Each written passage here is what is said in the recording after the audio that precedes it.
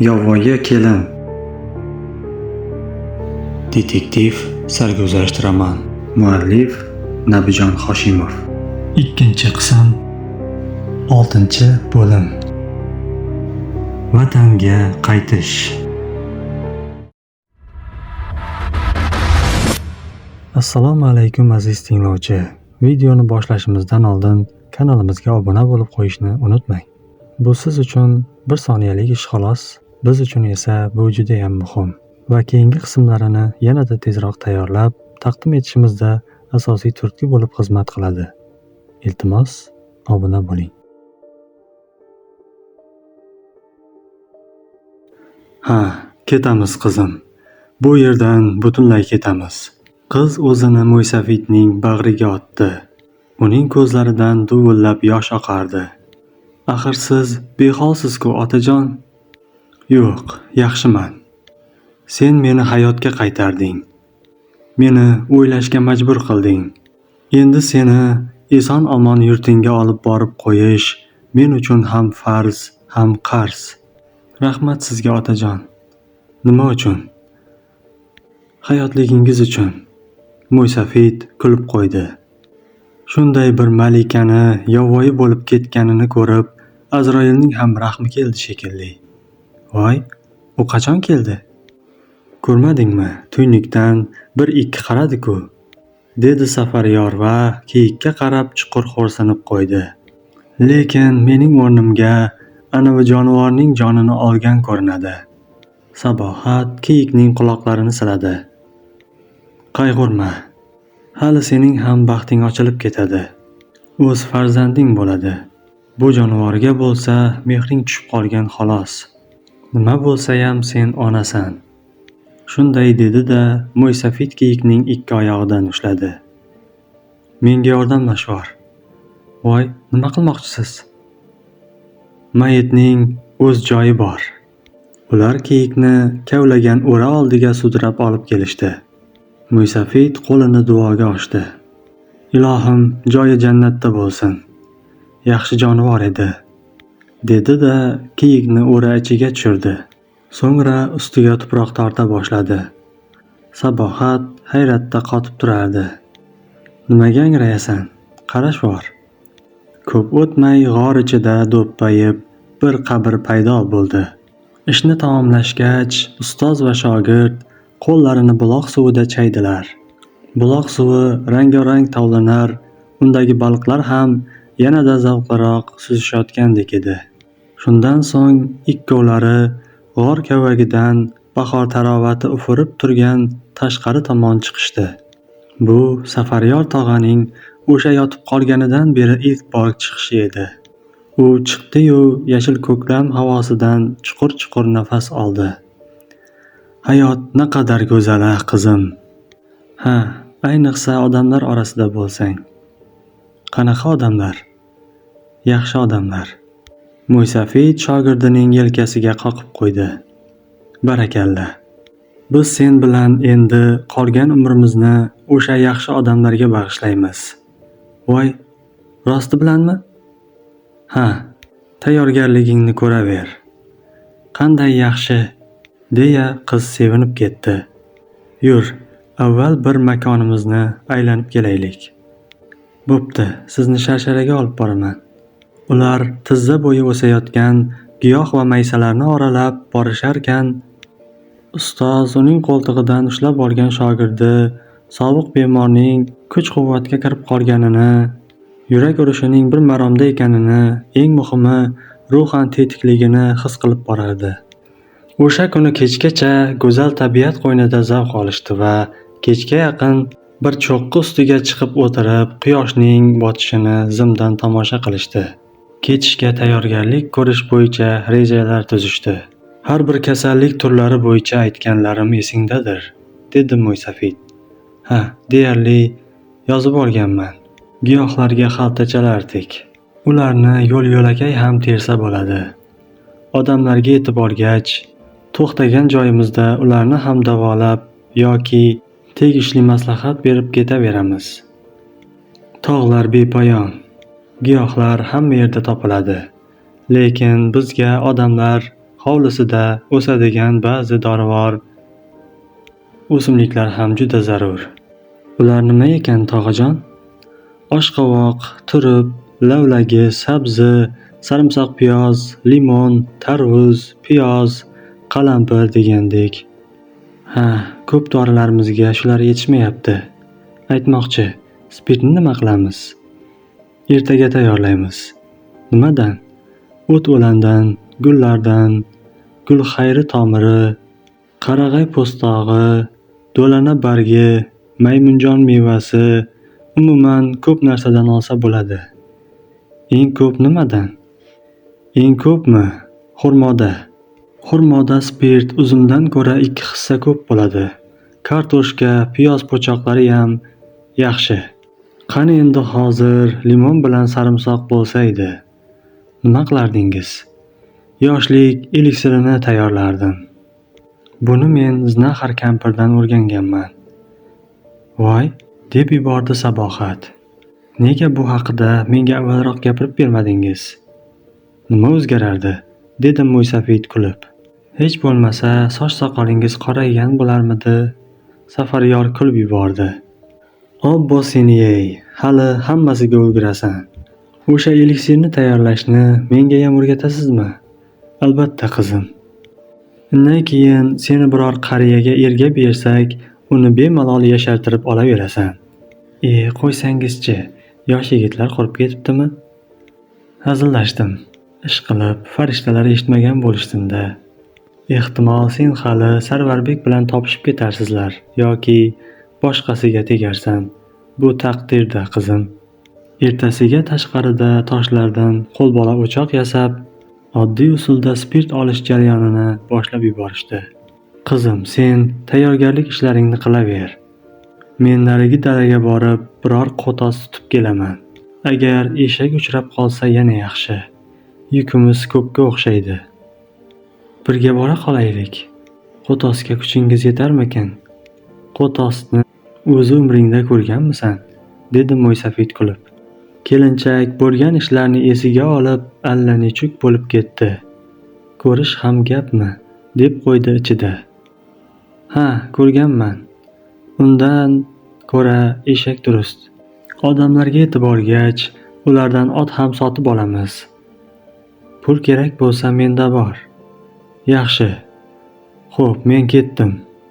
Kech qolib ketsam, mendan xavotir olma. Eshikni tambalab yot. Xo'p, ehtiyot bo'ling. Yomg'irda yurmang. Tinishini kuting. Aytmoqchi, o't yoqqani gugurt olib oling. Gugurt qolmabdi. Hozir oxirgisini yoqdim. Lekin menda chaqmoq tosh bor. Biroq qiz Mo'ysafidning yolg'iz ketishini negadir istamadi.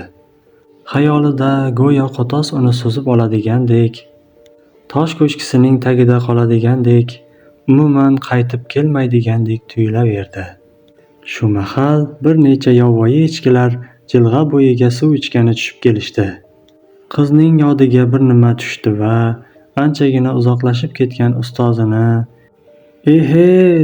deya to'xtata boshladi. Ovoz qoyalarda o'z aksini berdi. Nihoyat chol nima deysan degandek ortiga qaradi. Qiz esa qayting tez deya qo'li bilan ishora qildi. Biroz o'tgach Safaryor hassasini do'killatib yetib keldi. Tinchlikmi? Deb so'radi u entikib. Qani, tomiringizni bir ko'rib qo'yayinchi. Hozir 500 metr yo'l yurib keldingiz. Dedi qiz atayin. Uning bilagini tutib pulsini sanay boshladi. Obbo, meni shunga chaqirdingmi? Yo'q, qo'tos kerakmas demoqchi edim. Chunki bizning qo'ydek yuvosh echkilarimiz bor-ku. Ularni g'or ichidan olib chiqish kerak. Ularning bittasi bo'g'oz-ku. Bugun erta tug'adi. Bolasini men ko'tarib olaman. Qolgan ikkitasiga yuklarimizni yuklaymiz. Sutimiz ham bo'ladi. Qoyil. Seni boqsa odam bo'larkansan, dedi Mo'ysafid kulib. Bu odamlarga yetib olganimizcha bir chora albatta. Shunday qilib ular safarga 10 kun tayyorgarlik ko'rishdi. Bu orada ona echki haqiqatdan ham tug'di. Sabohat Yo'l uchun po'stak terilaridan o'ziga va Mo'ysafidga kamzul, oyoqlariga shim, maxsi kavushga o'xshash poyabzal, boshiga qalpoq, o'zi uchun xurjun, har xil qolgan qutgan matolardan giyoh va ozuqalar uchun xaltachalar, eski qoplardan 2 yomg'irpo'sh tikib tayyorladi. 2 brezentni bitta qilib, ko'chma palatka ham tayyorladi. Yana 4 po'stak va 2 adyolni tunash uchun olindi. Yo'l uchun hamma narsa taxt bo'lgach, cho'qqilardan biriga chiqib, taxminiy marshrutni ham belgilab olishdi. Ya'ni bundan 30-35 yil muqaddam Safaryor kelgan shimolga tomon ketaveriladigan bo'ldi. Tog'lar shahar emas-ku, ular buzilmaydi. Hech narsa o'zgarmagan bo'lsa kerak. Xudo xohlasa 10 kun yursak, qirg'iz qo'tonlariga yetib olamiz, dedi Mo'ysafid ishonch bilan. U yog'i sening yurting Farg'onaga yaqin qoladi. Oloy tog'idan oshib o'tsak bas. So'x daryosi boshlanadi deyishadi. Nihoyat ketiladigan kunning farahbaxsh tongi otdi. Dastlab echkilarni tashqariga olib chiqa boshlashdi. Lekin bo'yiga va eniga o'sib semirib qolgan jonivorlarni tuynukdan olib chiqish qiyin kechdi. Olib ketiladigan narsalar bir uyum bo'ldi. Unda yegulik, dorilar, yotoq va kiyim po'staklaridan tashqari qumg'on, qiyshiq kastryol, tog'oracha, rangi o'chgan kosalar ham bor edi. Darvozamizni qulflab ketamiz, lekin kalitini olmaymiz, dedi Safaryor jilmayib va ulkan toshlardan birini yumalatib, teshik og'ziga qopqoq qilib kiydirdi. Ustiga esa shox-shabbalardan tashlab, ko'z ilg'amaydigan qilib qo'ydi. Xudo nasib qilsa, uyimizga yana kelarmiz. Nima deding, qizim? Xudo xohlasa, dedi qiz. Bu yer aziz bo'lib qolganidanmi, negadir ichi achishdi. Ko'nglida, xayr, menga baxt berolmagan jannatxor, deb qo'ydi. Po'stak kiyimlar kiyilgach, Mo'ysafid qizga qarab kuldi. Hay, yigitchaning o'zi bo'lib qolding-ku. Ha mayli, yaxshi bo'ldi. Yo'lda yigitlarning suqi kirmaydi. 2 echkiga yuklarni xurjun qilib, yaxshilab joylashtirilgach, Safaryor safar oldidan o'tirib, duoga qo'l ochdi. Qani amin, safarimiz bexatar bo'lsin. Nima niyat qilgan bo'lsak, o'shanga erishish nasib qilsin. Sabohat qizimni ham baxti ochilib, tibbiyot bobida barkamollikka erishsin. Allohu akbar. Qani jo'nadik bo'lmasam. Ey tog'u toshlar, mendan rozi bo'linglar. Sabohat tilla taqinchoqlar, pul va turli quruq yeguliklar solingan xurjunini yelkasiga tashlab, echki bolasini qo'liga olib oldi. Safaryor esa o'ziga yasab olgan ulkan zarang asoni olib, ikkinchi qo'liga echkilar karvonining arqonini ushlab oldi-da, oldinda sarbon bo'lib shoshilmay keta boshladi. Tez orada necha voqealar, taqdirlardan guvoh bo'lgan hamda o'z bag'riga jannatg'orni yashirgan archazor qoyalar ortda qoldi. Kechki payt yomg'ir tomchilay boshladi. Yengil shamol turdi. Allaqayoqdan qalin bulutlar paydo bo'lib, tepaliklarni qopladi. Quyosh beiz yo'qoldi. Ular bilan izma-iz iliq suvli jilg'a esa kichikroq bir soyga qo'shilib ketdi. Yo'lovchilar endi ana shu soy yoqalab keta boshlashdi. Bu suv baribir yana biror kattaroq soyga qo'shiladi. Kattaroq soy esa albatta daryoga quyiladi. Ehtimol bu Zarafshon bo'lib chiqar. Zarafshonga yetib olgach, vatanim Ayniga ham oz qoladi. Oqim tomon yurilsa bas. Lekin avvalo qizni o'z yurtiga olib borganim ma'qul, dedi xayolan Safaryor va kalla po'shtini kiyib olib, shogirdining zavqlanib, allaqanday o'simlik mevalarini sidirayotganiga ko'zi tushdi. Ishqilib omon bo'lsin. Ajoyib qiz. Baxti ochilsin Allohim, deb qo'ydi.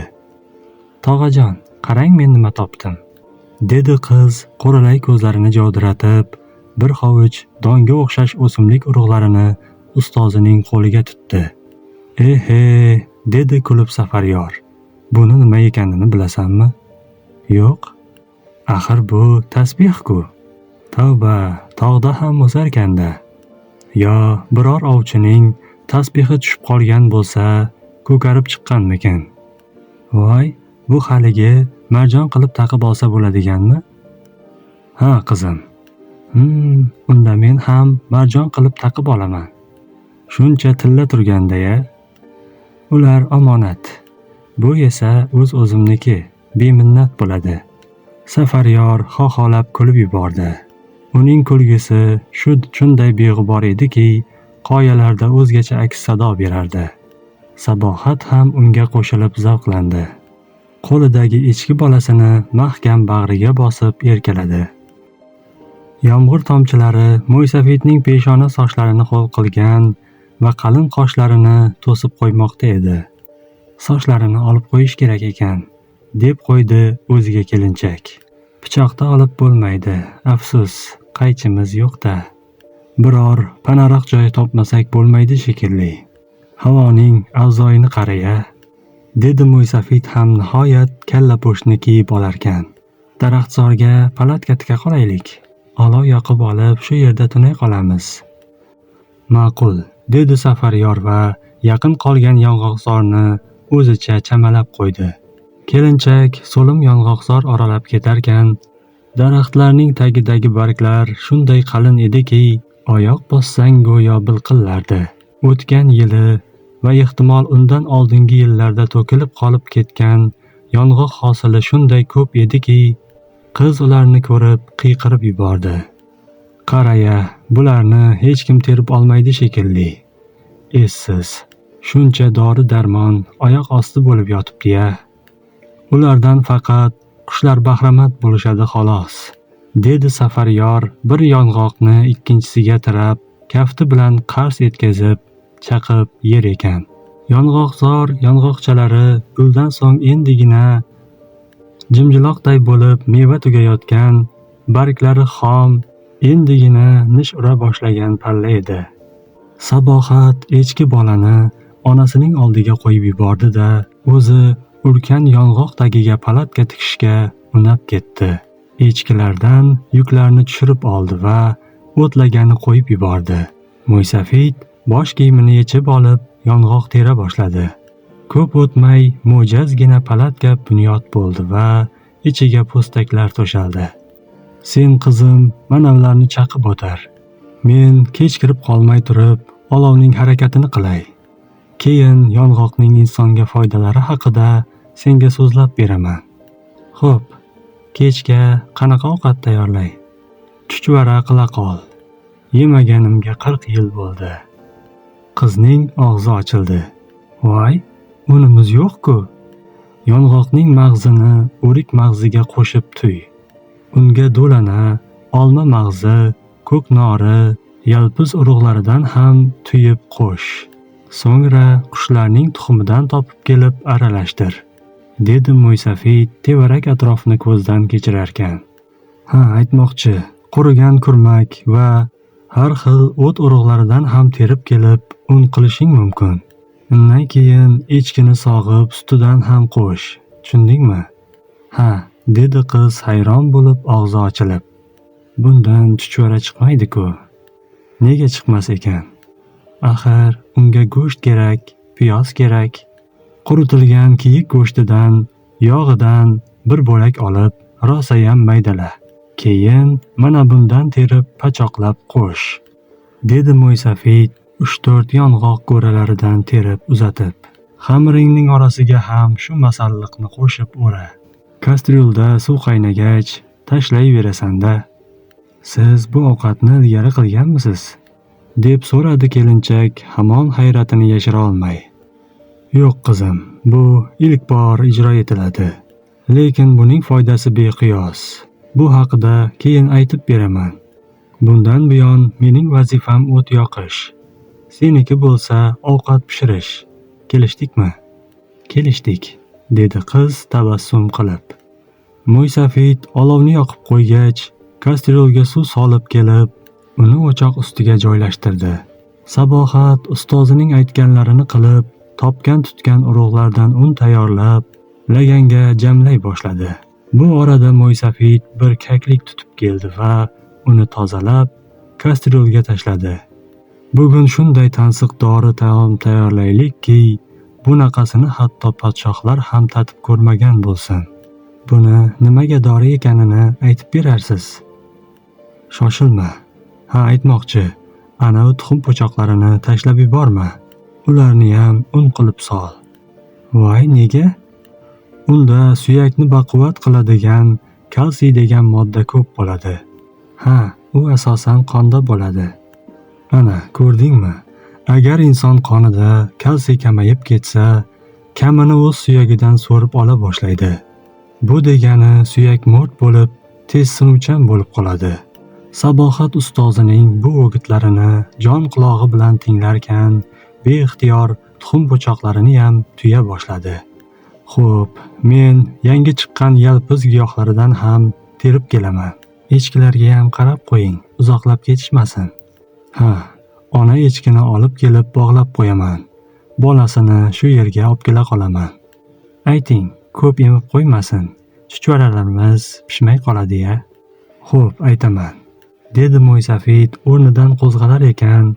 Ha, aytmoqchi, o'rik turshagi va mag'zini ham qo'shishni unutma.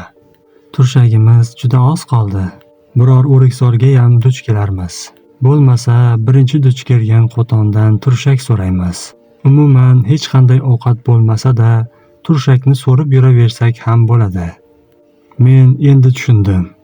Ocharchilik, yo'qchilik paytlari odamlar faqat turshak so'rib yurishardi. Bu bejiz emas ekan. U yurakni baquvvat qiladi. Tomirlarda qon aylanishini yaxshilaydi. Qonni ko'paytiradi. Yaxshi hazm bo'ladi. Asabni tinchlantiradi. Qand kasalligining oldini oladi. Qon bosimini me'yorga keltirib turadi. Eng muhimi, nurlanishni kesadi. Nurlanish? Haligi yulduzlardan keladigan nurni aytyapsizmi, tog'ajon? Obbo, hech savoling tugamas ekanda, dedi Safaryor va fikrini jamlash uchun sho'rvaning tuzini ko'rgan bo'ldi. Ozgina sho'rroq bo'lib qopti. Boshqa solma. Umuman tuzni iloji boricha kam ishlatgan ma'qul. Ibn Sino bobomiz, agar yulduzlardan gard, chang kelmaganida edi, inson 1000 yil umr ko'rardi, deb aytgan ekanlar. Gard deganda u kishi ana shu radiatsiya nurlariga ishora qilgan bo'lsa ajabmas. Zaminimizning o'zi ham bir yulduz. Masalan, mana shu tog'larda uran ko'p. Uranning nima ekanini o'zing yaxshi bilasan. Ha, undan atom bombasi, elektr energiyasi ishlab chiqarishda foydalaniladi. Afsuski, mana shu uran va shunga o'xshash elementlar tog'larda ko'p bo'ladi. Lekin tabiat ham shunday yaralganki, hatto radiatsiya nuriga qarshilik ko'rsata oladigan o'simlik va mevalar ham bisyor. Masalan, o'rik dedik. Ammo undan-da kuchliroq bir tog' mevasi borki, uni atayin inson uchun tayyor apteka ekanligini yaxshi bilishmaydi.